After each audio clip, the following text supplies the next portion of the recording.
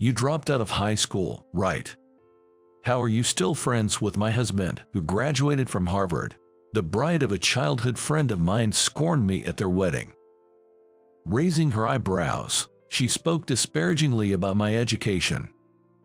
Losers don't belong here, so you can go home now. I'm doing you a favor and marking you as absent today.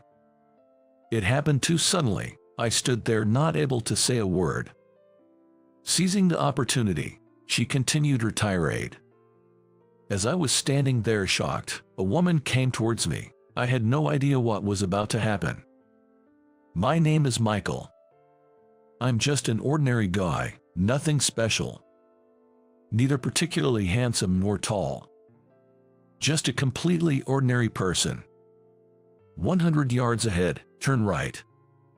I heard the voice of the navigator from my phone, which was attached to the dashboard with some kind of sticky pad. It was a long straight road. I could clearly see where I needed to turn next. 100 yards. Must be that traffic light. Fortunately, even someone as ordinary as me has connections. An old friend was getting married and had sent me an invitation to his wedding. Just this moment, I was driving to the venue. I had something urgent this morning, so I'm heading straight from work, but it didn't seem to be a problem. It looks like I'll arrive in time. I heard this road usually has bad traffic, but I was lucky. I followed the directions and made a right turn. Upbeat music was playing on the radio. The radio program was one of those typical ones, where listeners would request their favorite songs. It's interesting because you can listen to a variety of songs, from trendy hits to nostalgic tunes, regardless of genre. Amidst the music, the voice of the navigator chimed in again. In 200 meters, turn left. Your destination will be on the left. Wow, there's the ocean. I had been invited to one of the country's top luxury resort hotel. It was located at a perfect distance, not too far nor too close to the city. The distance was perfect for escaping from everyday life, while having a good accessibility. In fact, there were many reviews on the internet similar to my thoughts. Almost all the rooms had an ocean view. Because of these features, this hotel was so popular it was hard to book. It's a luxury hotel, so the prices, well, high, but many people are willing to pay.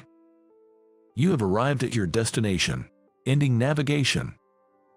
The parking lot was already full. I found a spot and parked my car. I was feeling tired already, as it was quite a distance from my workplace. I took a deep breath and finished off the rest of my coffee that I had bought along the way. I turned off the engine, put my phone in my bag, and got out of the car. Whoa, that's some strong wind.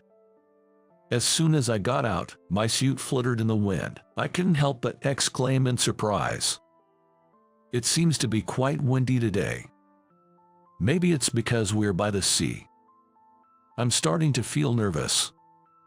I muttered to myself as I pressed the black button on the door handle to lock the car. When I entered the hotel lobby, there was a sign that read "Welcome to Jacob and Emily's wedding." By the sound of all the chatter, it seemed as there were already a lot of people. I arrived about 40 minutes before start time, so I wasn't late, but I found myself walking faster towards the reception. I'm Michael, a friend of the groom. I introduced myself, specifying which side of the wedding party I was associated with, and completed the usual greetings. Here's a little something for the happy couple. My heart was beating a bit fast from the hurrying, but I tried to keep calm. I handed over the wedding gift and signed a guest book. I thought I wrote my name neatly, but from someone else's perspective, it might not look so great. After completing the formalities, I finally entered the venue. I saw some familiar faces, like colleagues from work. Both the bride and groom were high school classmates of mine. Especially the groom, Jacob, has been a friend since our elementary and middle school days.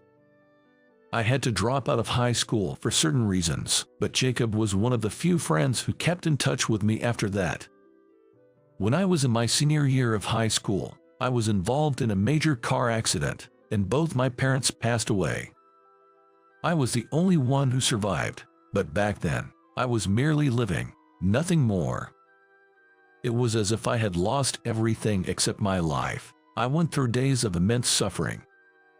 To add insult to injury, a certain truth came to light. My parents had been running a family business, which was struggling, and they had accumulated a significant amount of debt. I was able to pay it off with the insurance money, but there was hardly anything left. I had no choice but to start working to make a living. Looking back, I might have been able to use various support schemes. But I couldn't think that far ahead at the time and chose to quit high school and work steadily. Considering the burden of rent, I looked for a live-in job. Thinking the city would be too harsh, I decided to move to a rural area until I stabilized. In those desperate times, I worked tirelessly every day. Looking back, I might have been immersing myself in work to escape the reality of losing my parents. Now, I have no problems with my life and have no struggle in finance. In fact, I feel like I live a more comfortable life than before. There's still some time before the ceremony starts, so I headed to the restrooms. According to the floor map, there should be one on the same floor as the venue. Here it is. Wait, what? I saw the men's restroom sign and headed there, but there was a yellow board at the entrance. The sign was about knee-high, with large red letters saying cleaning in progress. There's nothing I can do if it's being cleaned. I remembered there was another one on the second floor, so I decided to go there. I went up the stairs and checked the floor map. It seemed to be right above the restroom I just tried. I hurried over.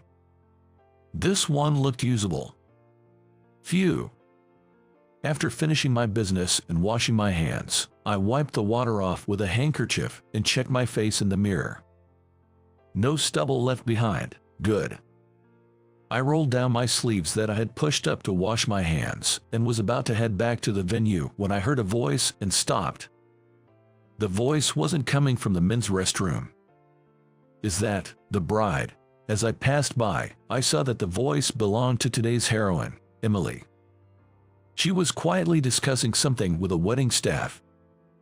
Okay, so that's settled then. Understood.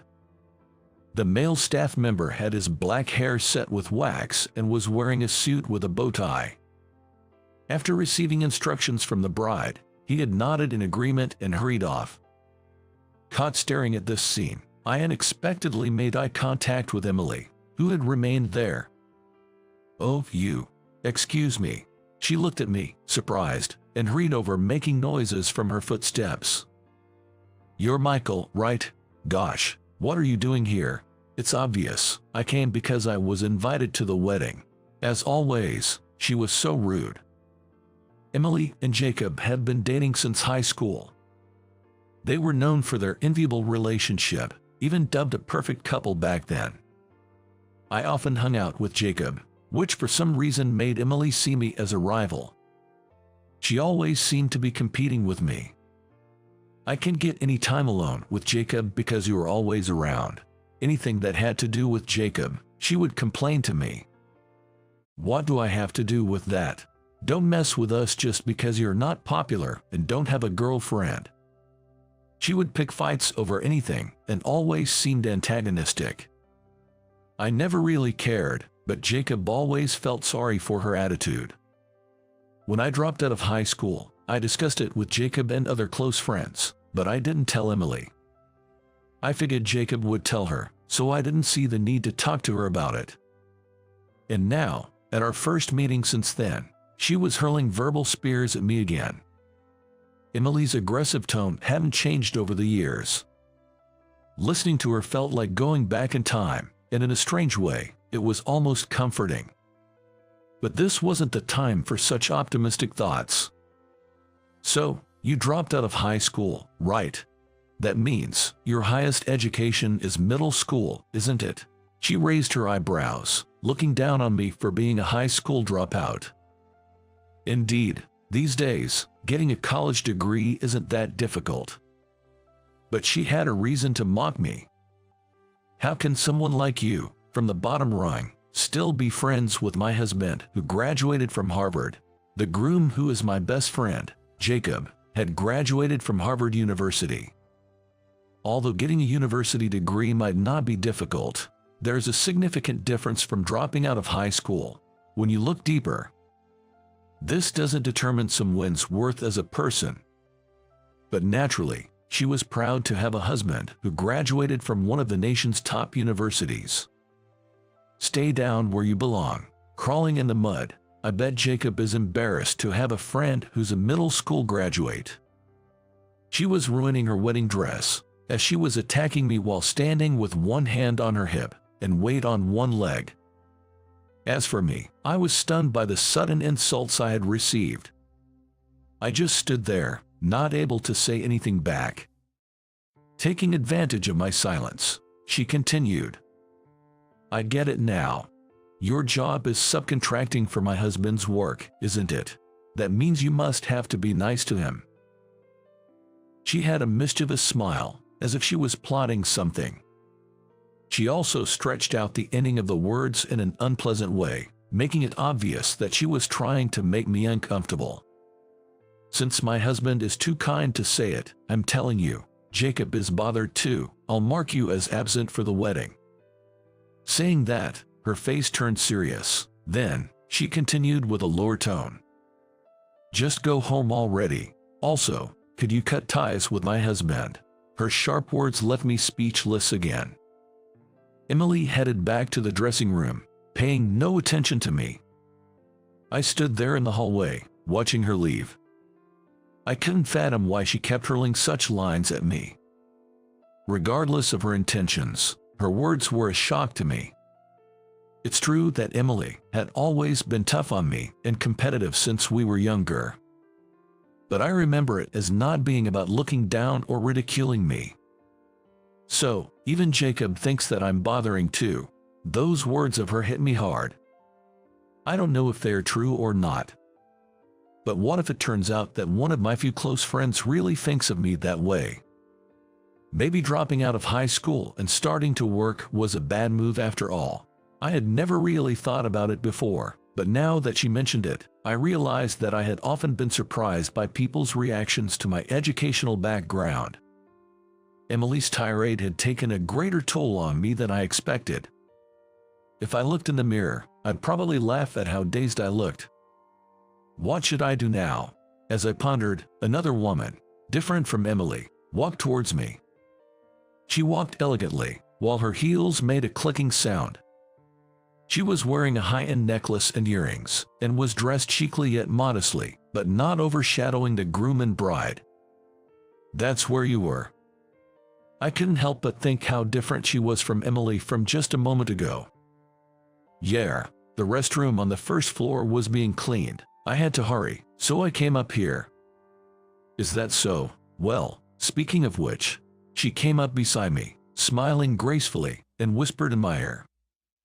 If that matter gets out, his company is definitely going bankrupt. Isn't that right, boss? She spoke as if she was predicting the future. I returned to the venue with her. Her name was Charlotte. She works as my secretary at my company. Looking around with her, I noticed the crowd had grown even large. Jacob really knows how to gather an impressive crowd. Yeah, he does. Looking around, the attendees were indeed remarkable. Jacob comes from a family that runs a large business. He's connected with major companies and is a Harvard graduate himself. Basically, he's from a prominent family. Because it's his wedding, the level of the guests were impressively high. Feels more like a social gathering than a wedding, doesn't it? Most of them seem to know each other, but not all. Those unfamiliar with others saw it as a chance, engaging in business card exchanges and talks. Really, what are they doing at someone else's wedding? Is that a newspaper company over there? Following her gaze, I saw a group that appeared to be journalists. I was impressed that Jacob had become a well-known businessman, enough to make the news with his wedding, but something felt off. The journalists looked too solemn for just attending a wedding. They seemed to be pondering something serious, perhaps another announcement. Also, Emily's behavior had me wondering. After some thought, I realized her behavior was far from normal. Not just her harsh tone, but she was also speaking fast. It was as if she was being chased by something. There was an undeniable sense of discomfort. "Charlotte, there's definitely something." Just as I was about to speak to my secretary, the lights in the venue dimmed. A spotlight shone on the main entrance, and the MC's voice began to come through the speakers. "Ladies and gentlemen, thank you for joining us today for the wedding of Jacob Smith and Emily. We appreciate your presence." Following the MC's announcement, the attendees moved to their assigned seats. It was odd to see the journalists seated in front of the guests. I didn't notice before, but among the journalists were people with cameras. Could they be reporters from a television station? It seemed Jacob was about to make a significant announcement. Apart from the seating arrangement, the ceremony proceeded smoothly and amicably. I got a bit sleepy due to too many speeches, but that's expected for a wedding of this scale. All right, the time has come. The ceremony was almost over. Jacob finally took the microphone. He began by expressing gratitude for being able to celebrate this day. He thanked his parents, colleagues, and even me. "And now, I have another announcement to make. I'm sure this is what the media here is most excited about." Emily beside with teary eyes, Jacob spoke firmly. His attempt at a speech with borderline humorous didn't seem to go over very well. "Ha ha ha." Charlotte was the only one in the audience who seemed to get the joke. Maybe the sarcastic element was a bit too strong. I'll lend my internal critique of his attempt at humor here. I shifted my focus to the groom and listened attentively to his words. Jacob and Emily exchanged glances as if steeling themselves, then faced forward again. "I have a very important announcement for everyone here. Please listen carefully."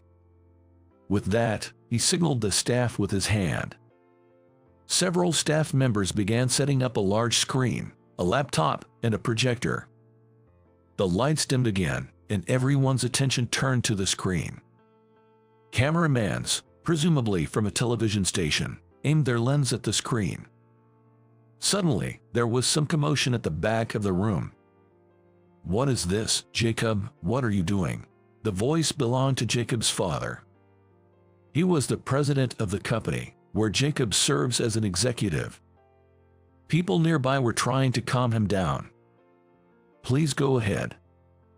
The staff connected the projector to the laptop. After a few seconds of delay, scanned documents appeared on the screen. "Jacob, what have you done?" Seeing the documents, Jacob's father began to cause a scene again. No wonder. The documents were clear evidence of his father's wrongdoing. "Answer me, Jacob, Jacob." But Jacob, the reason of his father's anger, chose to ignore him. Jacob remained calm and continued his explanation.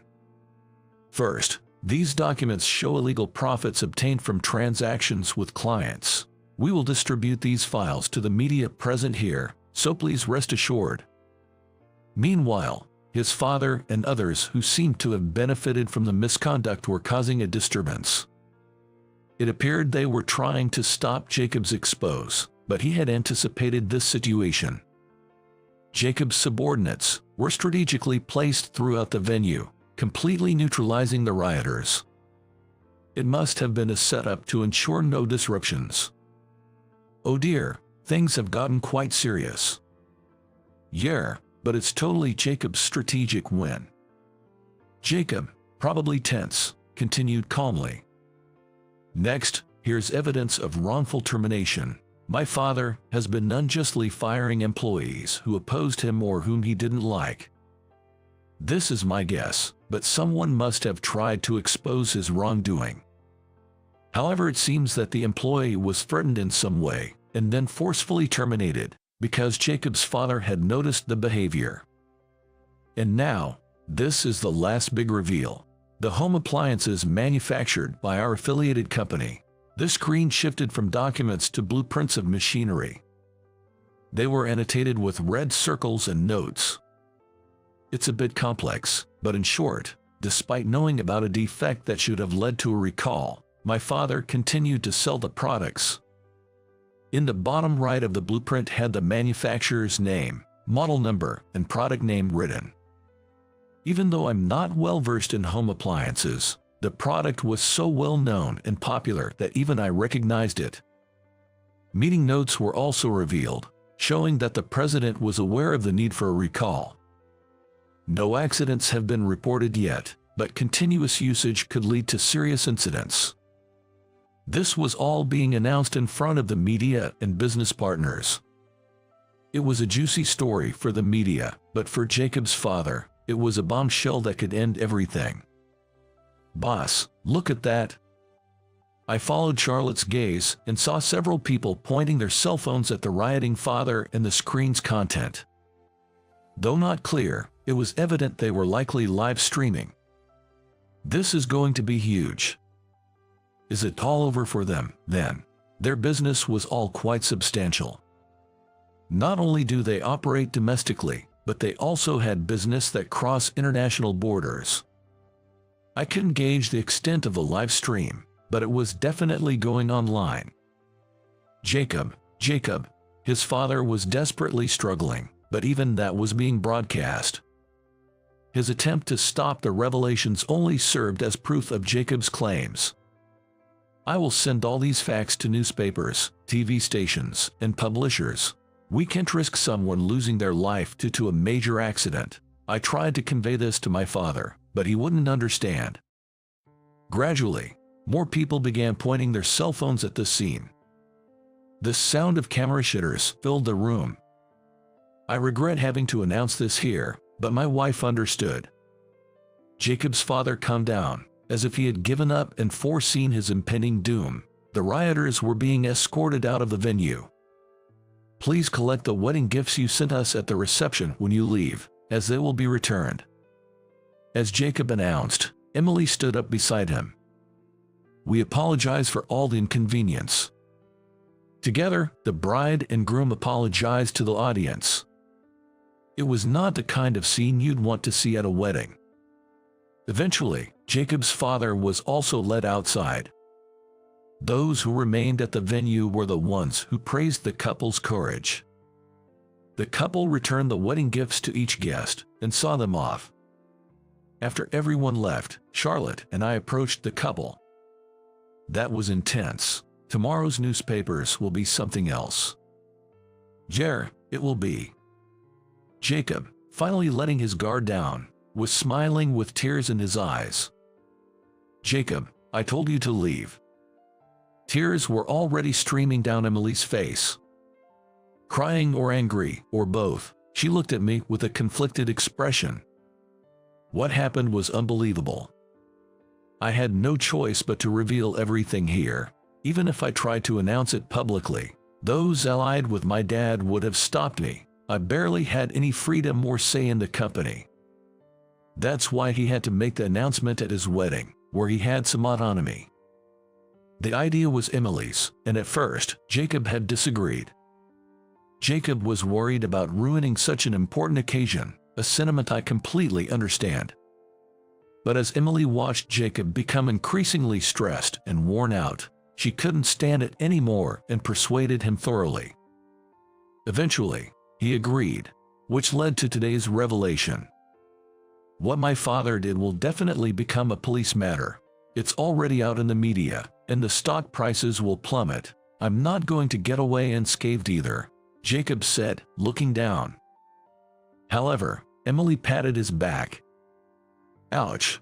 I told you not to cry about it anymore. I've decided to stand by you, hadn't I? Sorry." Ever since high school, it seemed Jacob had always been under Emily's thumb. "But what about my job? That's why I'm telling you. If it comes to that, I'll support us." Emily, Her resolve was remarkable. Her words weren't something one could say lightly. Watching the timid Jacob and the assertive Emily, I couldn't help but burst into laughter.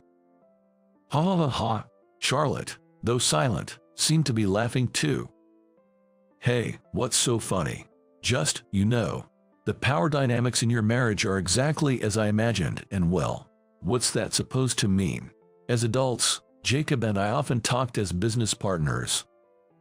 But laughing together, it felt like we were just friends again. After dropping out of high school, I worked hard. My earnest efforts gradually got recognized, leading to rapid promotions.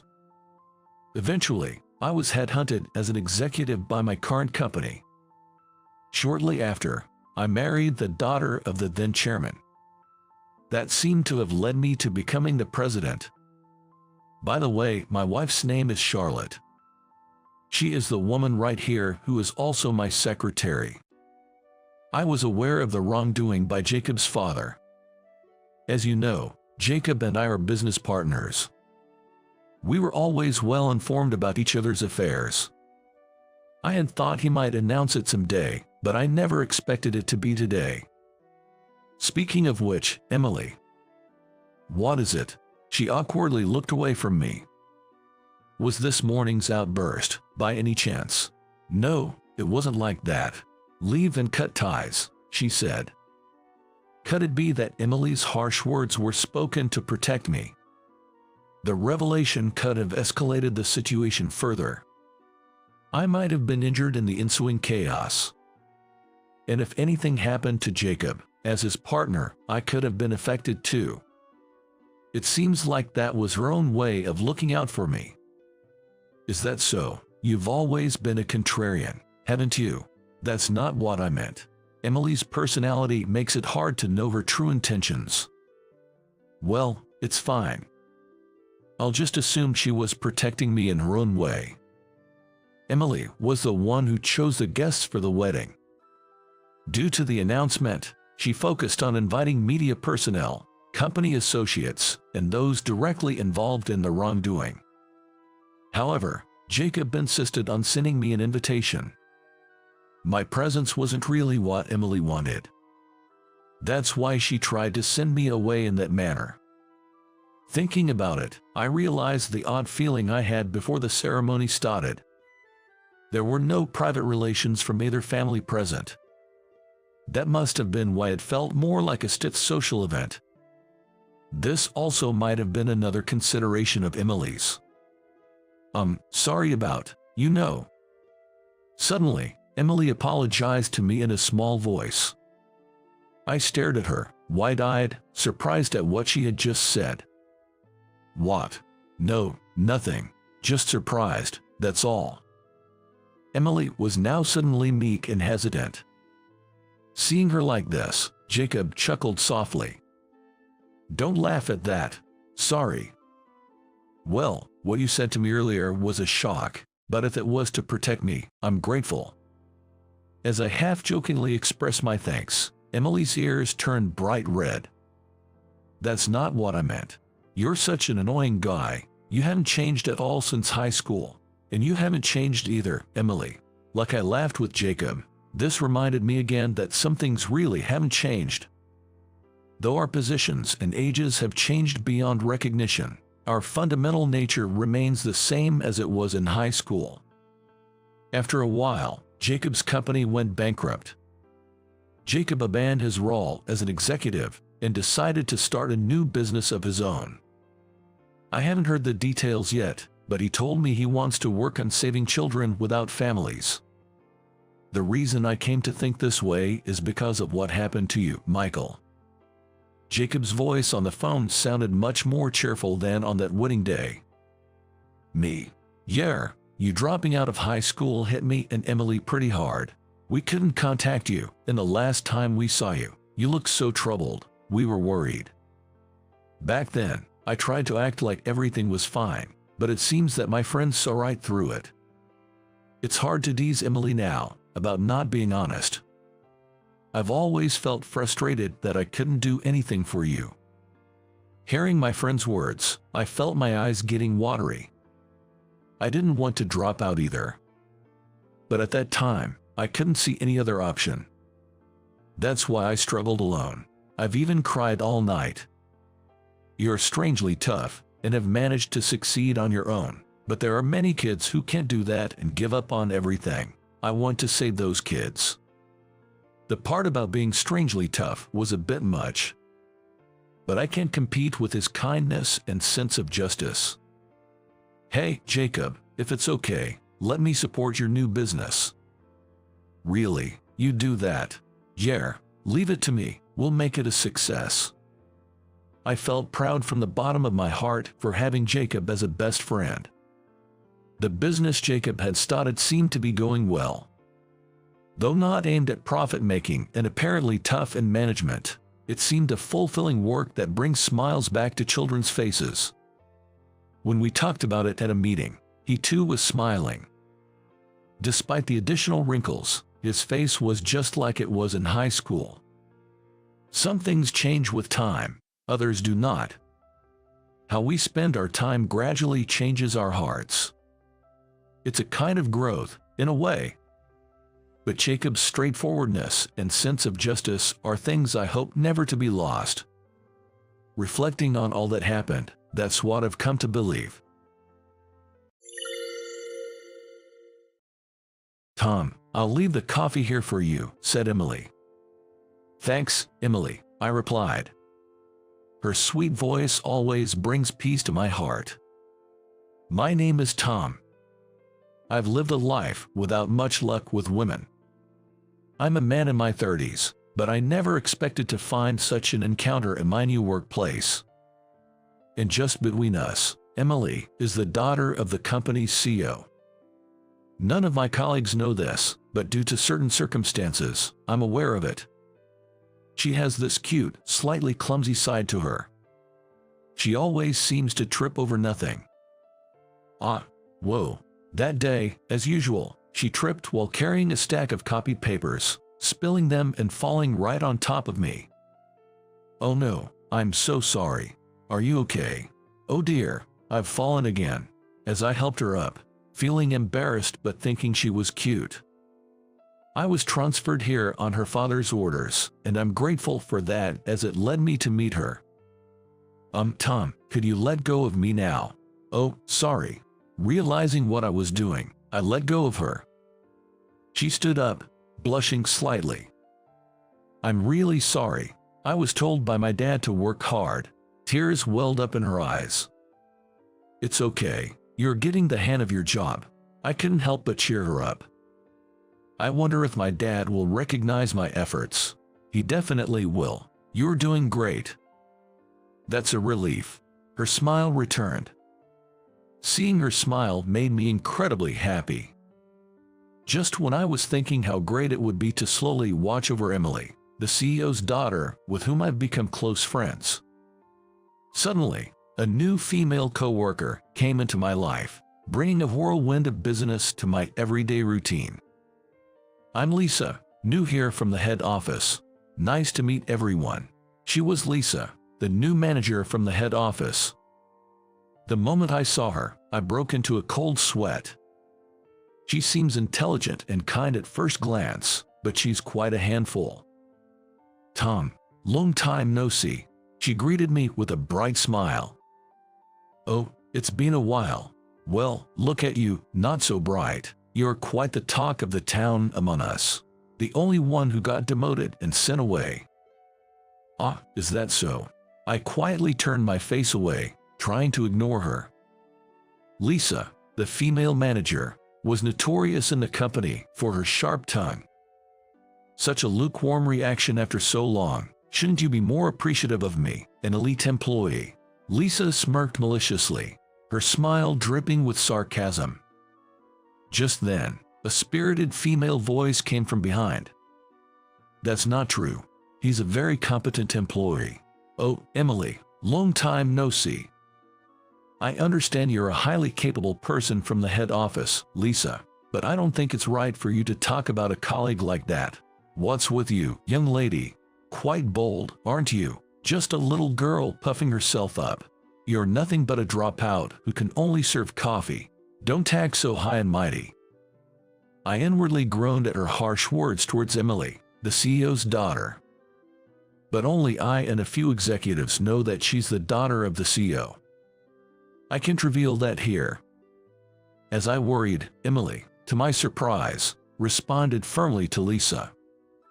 "Yes, I do serve coffee, but I do other work too, and I'm not acting high and mighty. I've never belittled others like you. Should a manager like you even be demeaning her subordinates like this? You're so annoying, young lady. What about you, old lady? What?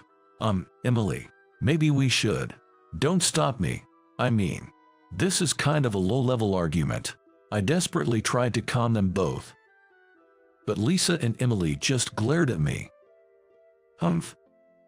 I'll let you off this time, young lady. Hope you don't regret it, old lady." They glared fiercely at each other, arguing. Watching them, I felt utterly disheartened. One of those nights, I called Dad. He's my mentor and a benefactor. Whenever I have troubles at work, I always talk to Dad. "Dad, I'm not sure I can keep up with this job." "What? You were the one who wanted to try it." Today, there was a fierce clash between two women at work. I didn't take sides, but how are they doing now? They do their jobs seriously, but the atmosphere is tense and heavy. It's like I have a hole in my stomach. Ah, that's good. It's training to toughen up your stomach so it doesn't get a hole. That's a positive way to think about it. Dad just laughed heartily at my complaints. But hearing his laughter makes my own troubles seem smaller. Somehow, it gives me the strength to keep going a bit longer. "But you know, it seems so fun there. Maybe I should come and visit." "What? I mean, I'm thinking about visiting the branch for a tour. It's no big deal, right? I won't cause any trouble with work." "Wait a minute. If you suddenly show up, everyone at the office will be shocked." "Don't worry. I'll let them know in advance." "All right then, that's settled." With that, Dad ended the call abruptly. I was left sweating again, listening to the dial tone of the ended call. And then, the day arrived. "What's going on? The CEO is coming to our branch. Did someone mess up? He hardly ever comes here. What's this all about?" Lisa, who had just arrived on a business trip, was in a bit of a panic. Emily looked anxious too. "Oh no, Dad's coming. What if everyone finds out who I really am? It'd be so embarrassing if they knew the CEO's daughter is so clumsy." Emily seemed worried about her secret being revealed. "In fact, Dad is none other than the CEO of the company I work for. That is, Emily's father. Due to certain circumstances, I was employed by Dad and ended up working at this branch." "Hey everyone, how's it going?" There he was, Dad, I mean, the CEO, had arrived. At the sound of his voice, all the employees straightened up. Lisa approached him with a subservient smile. "Thank you for taking the trouble to come all the way here." "Oh no, I wish he would just go back." Meanwhile, Emily, almost in tears, was preparing coffee for the CEO. And just as she was about to serve him the coffee, it happened. "I've brought your coffee." Ugh, she tripped over nothing. Emily's special talent had unfortunately made its appearance. The tray she was holding described a perfect parabola, and a cup on it flipped over. The coffee ended up right on the CEO's lap. "Ah, hot, it's burning." The CEO's scream echoed around. "What are you doing?" Lisa exclaimed in near hysteria, accidentally dousing the CEO with water from a nearby vase in her agitation. Hey, that's cold. Towels, towels. Sir, are you all right? Let's first check for burns and cool them down. Could you please come to a separate room? I'll go buy a new suit for you right away." "Ah, all right." I led the drenched CEO to another room. Lisa and Emily stood frozen in place. "Ah, my daughter. She really is a klutz." Indeed.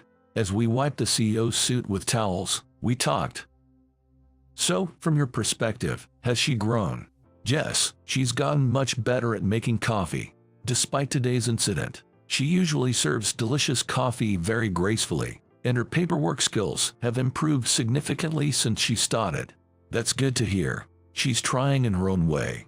Luckily, the CEO wasn't badly burned. And we continued to talk about Emily.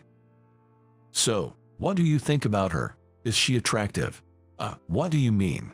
I've heard rumors that Lisa, the manager, seems to be interested in you. She's the type to be mean to those she likes. Heh. The CEO chuckled. I didn't come here to be in a rom-com. I know, but I'm the one who asked you to watch over my daughter. Well, yes, but officially, I was demoted, but in reality, I was employed to watch over Emily at the behest of the CEO. How many years ago was it that I met the CEO? Back then, I was working at the previous company, worn out physically and mentally from overwork. I found myself contemplating jumping onto the tracks while staring at them, and it was this CEO who spoke to me. After that incident, I quit my previous job and transferred to the company where the CEO, Dad, worked. I'm really grateful to you. Haha, I'd be at a loss without someone to share my worries with. I'm truly happy you became my special agent. But it would be a big deal if his daughter found out. What's the matter? If you become my son-in-law, everything will fall into place. I was taken aback by the CEO's words, accompanied by a wink. But having the CEO as a father-in-law is a bit. Why not? I'd be thrilled to have you as my son. The CEO beamed at me. Looking at him, I couldn't help but imagine that future. Thank you so much for the other day. Emily bowed her head. It's all thanks to you, Tom, that my father didn't get burned. I don't know how to thank you enough. No, it's part of my job. I smiled at her, and as she looked up, Emily's face brightened into a smile. If you don't mind, how about dinner tonight as a thank you? My treat, of course. Her words caught me off guard. Officially, it was just a thank you, but a dinner between a man and a woman sounded like a date. The CEO said last week that he wouldn't mind having me as a son. I remembered his words and broke into a cold sweat. Wait a minute. I thought she was cute, but I hadn't considered getting that close to her. What are you two doing? Slacking off at work? Lisa's angry voice echoed from the back of the office. We're not slacking. I just invited him for dinner. Is there a problem? Dinner? Lisa seemed shocked by Emily's triumphant declaration. Well, whatever. What do you see in such a guy, Humph? If I were to get married, I'd prefer someone like Tom. What did you say? Lisa reacted dramatically to Emily's words. Enough with this argument, please. I was thinking just that when the ringtone of my smartphone began to sound. Sorry. I have a call for work. I need to go. Wait a minute. Ignoring the two of them, I headed to the break room on the floor. The caller was the CEO. With a bad feeling, I answered the phone. What are you calling at this time? Well, I thought by now my daughter might have made a move on you. Did she invite you to dinner? So, it was your doing. Just a little advice. My daughter seems to be quite interested in you and wanted to get closer, so I told her to invite you to dinner. I sighed deeply at the CEO's cheerful words.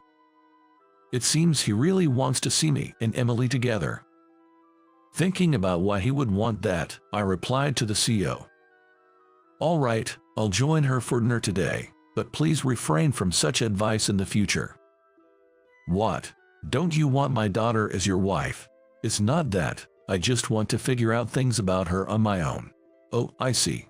I didn't realize you were thinking so seriously about my daughter. Thank you. The CEO responded, and after hearing his words, I ended the call. Then, with a sigh of relief, I muttered to myself. I can handle things myself without his help. I do have feelings for Emily. I wanted to respond to her feelings on my own terms. Can we continue our conversation? Yes. Emily called me from outside the break room. Actually, I have something to tell you. This is the time for me to boldly express my feelings as a man. I'm fully determined. I straightened my tie. Thanks to that dad who saved my life, I was able to meet her. I cherish the encounters with both him and her, and I intend to hold on to them for a lifetime.